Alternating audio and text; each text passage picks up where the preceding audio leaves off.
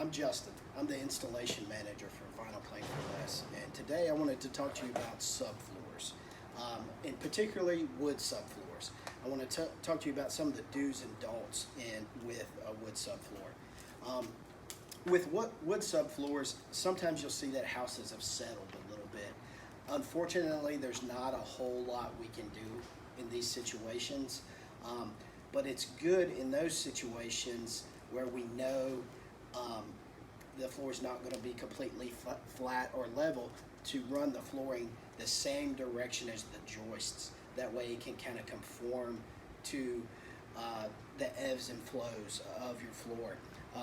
We can't patch or self-level plywood subfloors very much because there's too much movement in subfloors. They move with the weather, and it would cause that patch or self-leveler to break apart if we did it too thick.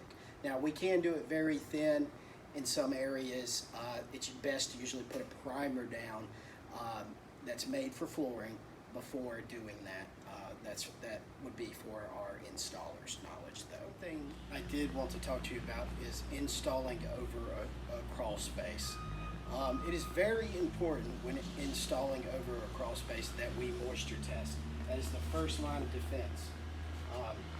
We want to make sure you're on the right setting and take a moisture test. Moisture test was 10%. That is a good moisture reading. You want your moisture readings to be between 8 and 13%. If you're seeing a higher reading than that, we need to see what's going on before we move forward with this project. Every house should have 6 mil plastic if it's over a crawl space on the ground underneath it. Some of the other things that we have to watch out for is certain types of insulation that is between the joist underneath the crawl space.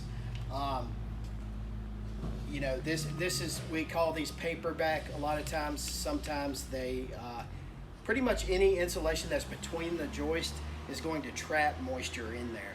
And that's just not going to be good for our type of flooring, where we have, our product is a non-breathable product. So you will be trapping that moisture with no way for it to get out.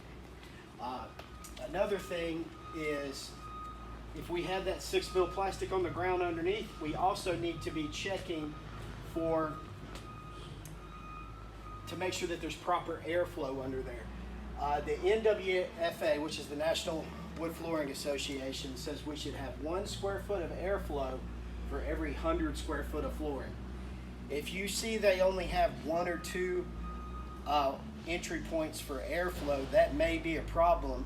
But what we can do in that situation is say, let's get a fan underneath your house to help with the airflow. This will help keep things dried out.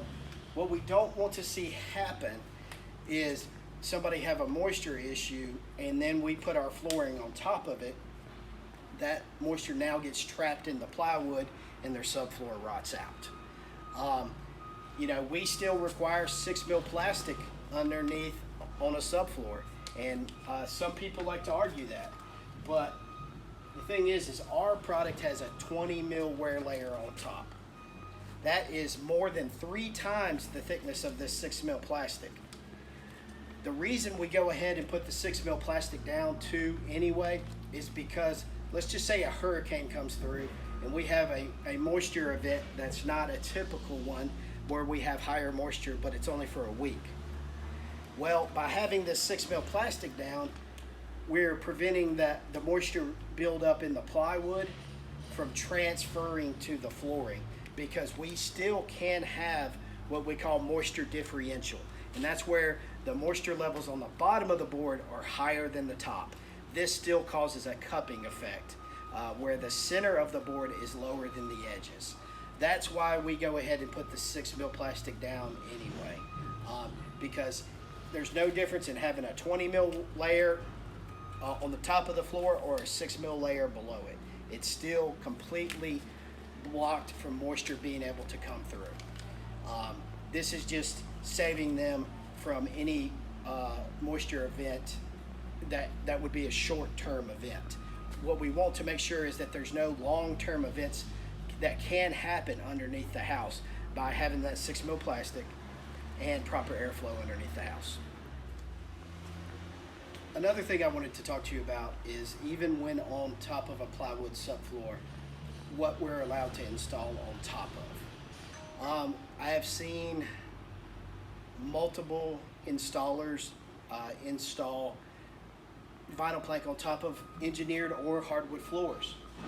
That is a big don't do, because what happens is that those hardwood floors have to be able to breathe.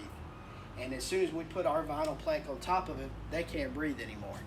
And so they build up with moisture, can mildew, mold, expand, buckle. We've had multiple customers who we have told not to do that, and they did it anyway. 3 weeks later, they were in the store saying, hey, we got to pull all our flooring up because our floor buckled. You do not want to do this in any scenario, whether it's on plywood, whether it's on concrete. Same thing with laminate. Our product is a floating product. We do not want to have our product that clicks together like on top of another product that also has movement in it. What can happen is that extra movement in the floor over time can make our locking mechanisms break. So we're supposed to install this directly to a subfloor that is secure. So whether it's a plywood, and if we hear a lot of squeaking and a lot of movement in the plywood, we want to make sure that we're driving extra screws in to get those squeaks out and get the movement out. And on concrete, we want it to be flat and level. That's not always going to be the case on every plywood job, but we got to do our best to do that so that we do not have extra flexing on our locking mechanism.